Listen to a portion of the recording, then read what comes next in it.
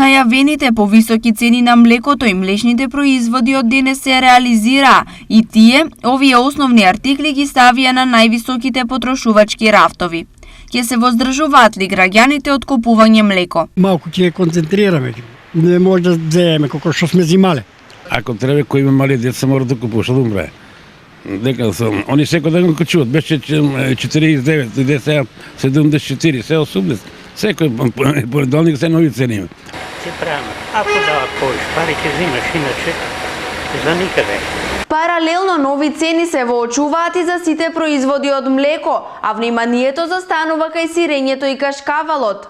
Нивната просечна цена сега е од 400 до 600 денари за сирењето и до 750 за кашкавалот. Новите цени на млекото се регионална појава, бидејќи во Србија веќе го има помалку, а во Хрватска килограм кашкавал стигна до 50 евра. Во меѓувреме незапирливо растат цените на дрвата, па сега кубик во источниот дел од државата може идва и да се најде за 5000 денари. Поскапуваат и пелетите, а стопанството се соочува со енормно високи цени на струјата.